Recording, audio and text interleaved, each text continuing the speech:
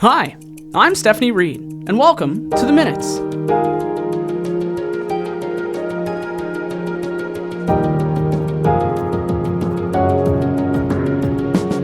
Thanks for listening today. It's great to have you along on The Minutes this week. This is a City of Thunder Bay podcast. You can find The Minutes wherever you get your podcasts, including our YouTube channel and our website, thunderbay.ca/The Minutes. If you want to keep your finger on the pulse of what's happening at City Hall, hit that subscribe button. The Minutes takes a look at what happened at Thunder Bay City Council meetings, but this week we have a special edition of the show looking at something that arguably is the most popular topic of conversation around the city, the roads. I will be joined in just a moment by the city's roads manager to get all the details.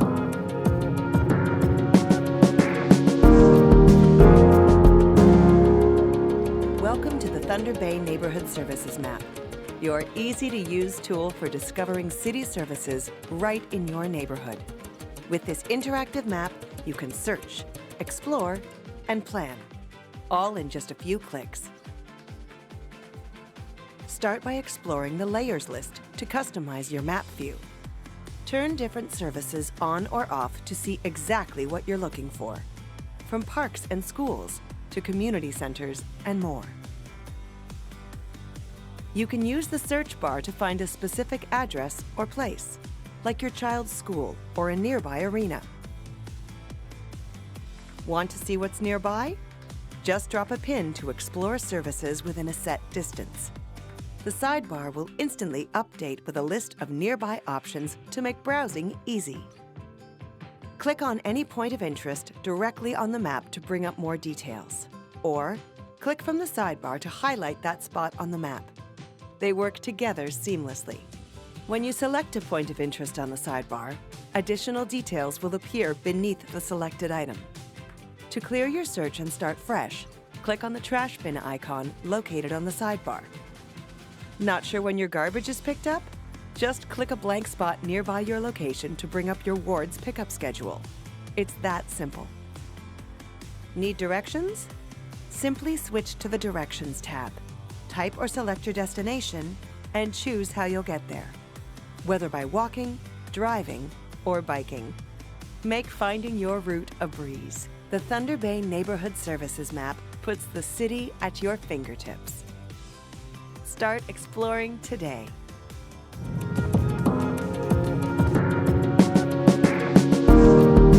As we head into another Northwestern Ontario winter, city crews are preparing for months of snow, ice, and everything in between. From plowing and sanding to street sweeping and fixing potholes, keeping Thunder Bay's roads safe and clear is no small job. Today, I am joined by Ian Spoljarich, the city's manager of roads, to talk about what goes into keeping things moving once the weather gets colder and the snow starts to fall. The planning, the people, the technology, and the teamwork behind the scenes that make winter driving possible. Thanks for joining us, Ian. Thanks for having me, Steph. So for those who might not realize just how big this operation really is, can you give us a sense of scale? Like how many roads or how many kilometers of roadway are maintained in the city? Yeah, so the city of Thunder Bay has approximately 2,200 lane kilometers of roadway that we looked after during the winter. Wow, that's pretty significant. So how do you, I guess with 2,200 lane kilometers, how do you decide what gets cleared first? Yeah, so we have a priority route system, which includes bus routes, arterial and collector roads. So we prioritize those, and we typically do those between 2 a.m. and 7 a.m. in the morning before moving on to residential streets. So I guess why do you do it between 2 a.m. and 7 a.m.? Traffic is less. It's a little safer for our operators, a lot more efficient because we're not fighting with the traffic, and also have those roads available when most people go to work, to school, any events during the day. And so you mentioned priority routes, but they can't all be priorities. So how do you determine what is a priority, and then when do the non-priority routes, I guess, get plowed? Yeah, so kind of like what I said. So priority routes are bus routes that we have, arterial collector roads. Sometimes, shopping malls, high traffic areas are those priority routes. And then everything else where a lot of people live would be the residential or local streets that we look after.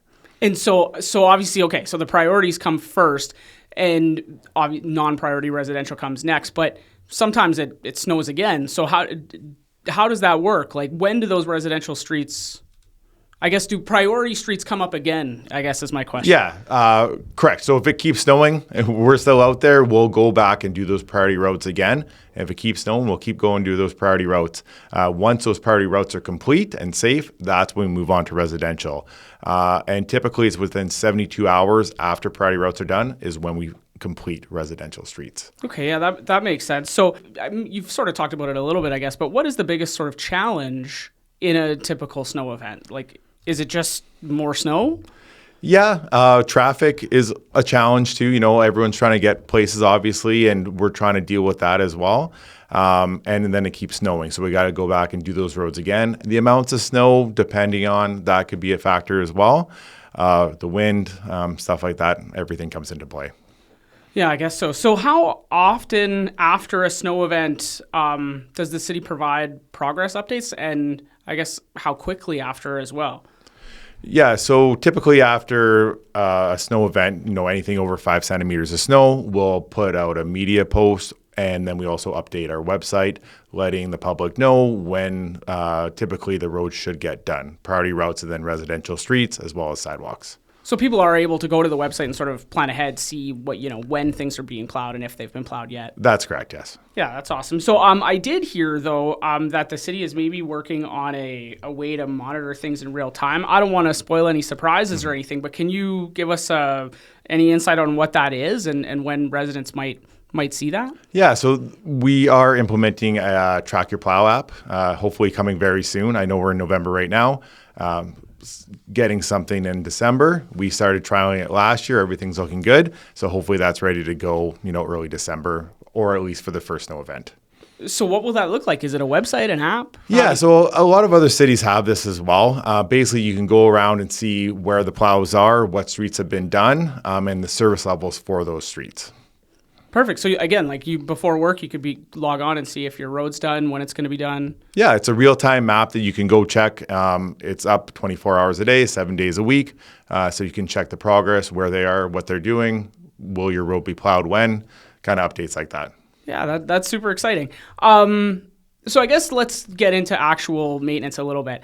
Talk about maybe sanding and salting. What factors determine if it's sand, if it's salt, like where, when? Yeah, that's a good question. So we do have a salt management plan in the city of Thunder Bay. And so right now we only use salt on priority routes when required. We do not use salt on residential streets unless it's on a intersection sometimes or a hill and it's needed for safety reasons. But typically we do not use salt on residential streets. It's only sand. On priority routes, like I said, it's salt, and we use that when the temperatures allow. So anything colder than minus 15, salt really doesn't work, so we only use sand. But anything before that, we get the salt and just trying to create that brine and prevent the ice and snow from sticking to the road. It makes it easier for us to plow it off. Perfect. And so I guess let's get back to sand for a second. Once you've put down all that sand, you have to go sweep it up, I assume. Can you just give us a little bit of insight of how the street sweeping operation works and why that's important? Yeah, so you're right. So throughout the winter, maybe November to May sometimes, we're putting sand and salt on the roads. The sand sticks there and it's there in the spring. So we go around once the temperatures allow, above freezing, with the street sweepers and go pick up all that material.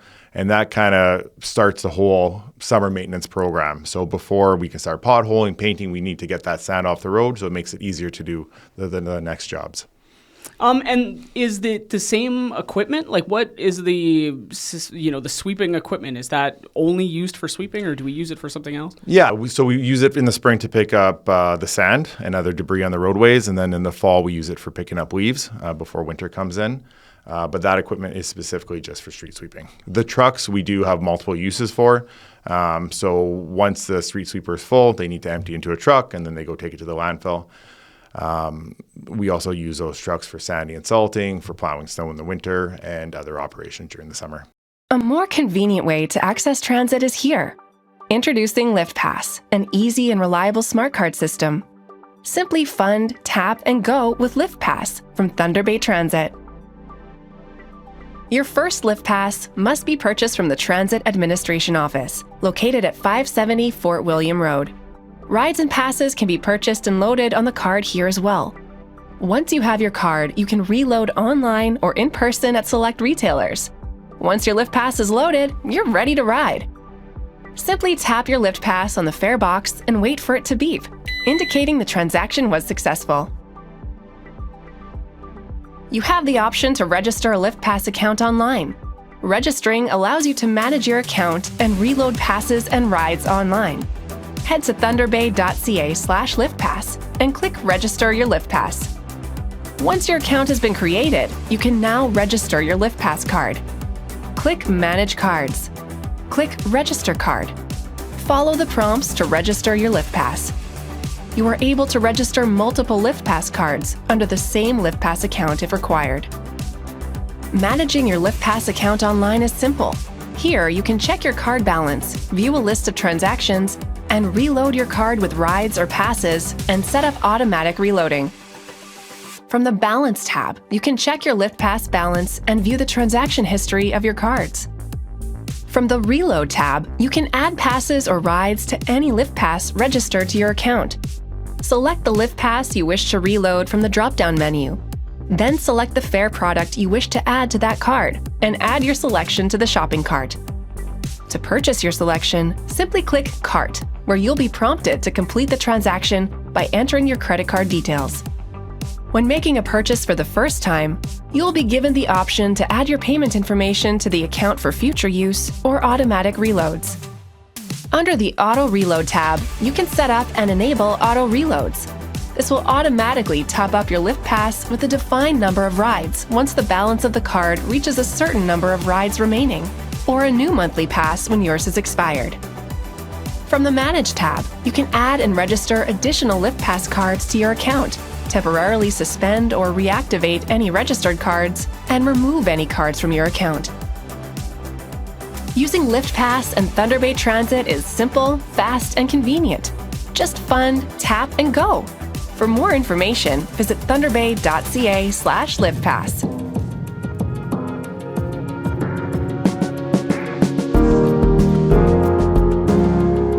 Okay, let's talk a little bit, I guess, about the actual roads. So we all know that winter is hard on the roads. I'm not asking you to go into the science of everything necessarily, but can you just kind of give us a quick explanation of how winter weather negatively impacts roads and, contributing to potholes and cracks, and, then we'll get into how you guys deal with them. Yeah, for sure. Spring, fall are two kind of worst times, mostly spring. It's when the freeze-thaw cycle is coming. Water gets into those cracks, and then it freezes overnight typically, starts popping things, and that's when we see the potholes. During the winter, not so much when temperatures remain below freezing. Not much, but mostly in the spring. So it's really the freeze-thaw cycle that creates those potholes. Right, the temperature fluctuations, right? So, Ian, can you explain a little bit to me the difference between the asphalt we use in the summer versus the winter, and the differences, I guess, in how we maintain potholes and road infrastructure in the different seasons? Yeah, for sure. So in the city of Thunder Bay, we only have hot mix asphalt available for the summer months, which is typically from May to November. And then the rest of the year during the winter, it's only cold mix. Hot mix asphalt is permanent repair that we use to fill potholes, cracks. We do use larger padding jobs with that as well. In the winter, we're using cold mix as more of a temporary repair, temporary fix, typically just for those potholes, just to try to make things safe throughout the winter before we can get there in the summer with the hot mix asphalt. Right. So when people are driving by and you see crews fixing potholes in January and February, that is temporary, and they're going to likely have to fix that multiple times in the season? Correct. So if the weather cooperates in the January, February months, that patch might last a while and we might be fine. But if it keeps snowing and there's water getting in there and freezing and traffic driving over it, those repairs aren't going to last as long. And sometimes we're back there, a few times a month, a few times a week, just trying to make it safe until we can get there during the summer. Right. So, we like those warm spring days, but maybe you guys not as much. A little challenging, yeah. Yeah, fair enough. So you mentioned earlier that there were 2,200 kilometers of roadway to maintain. So it must be difficult, I'm sure, to know where every pothole is or where every hazard is at all times. Is there a way for the public to help out, let the city know, so that you can get a crew out there as fast as possible? Yeah, so we do have our 24-hour, 7-day-a-week dispatch. So we encourage people to call that at 625-2195. We also have our patrol supervisors driving around on a daily basis, noting any hazards on the roadway. Then we can create work orders and assign to the crews and staff. But yeah, the best way is to call our dispatch. Perfect. And like you do appreciate that. Sometimes, I think citizens might think you don't want to hear from them, but like that's how we know where the issues are, right? For sure. Like you said, there's a lot of roadways to inspect throughout the city. So if there is something that you're aware of, please give us a call or go online as well and let us know where one is, and we'll try to get to it as soon as we can.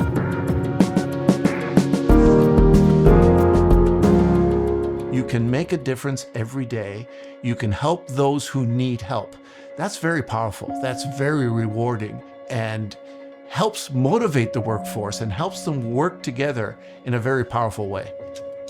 If you think about the services that we enjoy as citizens of Thunder Bay, chances are that a city worker has directly impacted our quality of life. Pretty much anything you would want to do, you can do in municipal government. Whether you want to be an engineer, a designer, an architect, whether you want to work outdoors or indoors, whether you want to be a skilled laborer such as a carpenter or an electrician, or whether you want to be an office worker or perform clerical duties, it doesn't matter.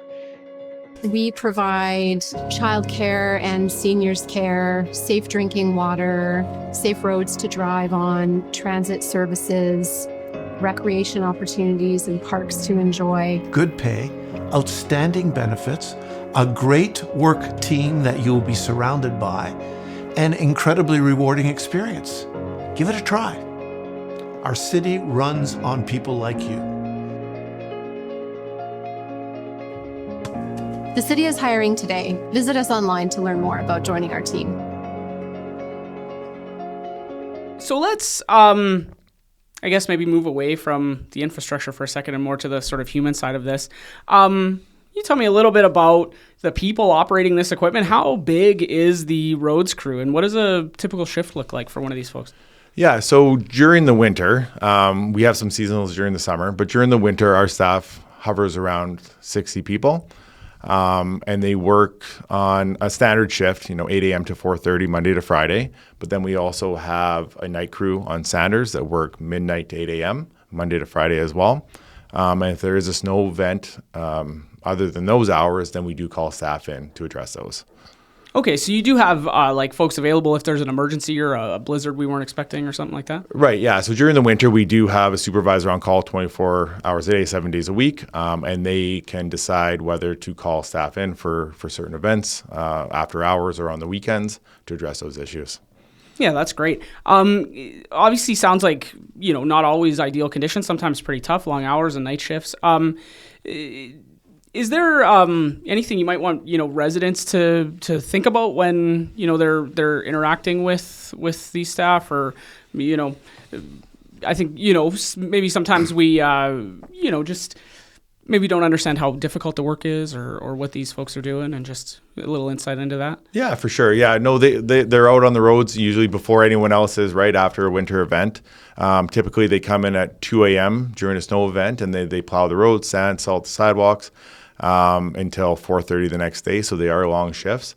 We always just want to remind people to just give them distance, especially on the roadways and sidewalks when you come up to a piece of equipment. We just want to make sure everyone's safe and there's no incidents, and that they can do their job correctly and just get those roads and sidewalks cleared. Perfect. And I guess finally, what can, residents do to make city snow operations more effective? I'm, thinking like, where they park and where they put the snow from their driveway, how to just be a good winter neighbor. Right. So we do have calendar parking in the city of Thunder Bay. So if your street is a calendar parking area, then we do ask to follow those signs, and it just it helps the plows get down some of those tighter roadways, as well as fire trucks, garbage trucks, buses as well. So that is one, and we also have priority routes parking, so no parking from 2 a.m. to 7 a.m. on those roads. Helps us clear those more efficiently and safer. And then for the snow, pile it not on the roadway. If you're clearing your driveway, on the boulevard, on your front lawn, kind of wherever you have space. Yeah, wherever you have space, Yeah. right? Some years is easier than others. It's a challenge. Yeah. Thank you so much, Ian. Winter operations are one of the biggest undertakings that the city manages each year. And while we often think only about the plows and the sand trucks, it really is a citywide effort that depends on planning, coordination, and a lot of long nights out on the road. If you would like to learn more about snow removal and winter road maintenance, everything can be found on the city's website at thunderbay.ca/snow. Just a quick reminder to everyone listening, as Ian mentioned, please give plows and road crews lots of space this winter. They are out there working hard to keep us safe. And that's it for this week. A big thanks to Ian Spoljarich, the city's manager of roads, for joining us today. And as always, thanks to you for watching the minutes. If you want more information about City Council, agendas, or minutes, visit thunderbay.ca/council. If you want to listen to past episodes or maybe provide some feedback, you can visit thunderbay.ca/the-minutes. You can also find the minutes wherever you get your podcasts, as well as the city website and on our YouTube channel. If you want to keep your finger on the pulse of what's happening at City Hall, hit that subscribe button. I'm Stephanie Reid. Thanks again for watching us on The Minutes. Have a great week.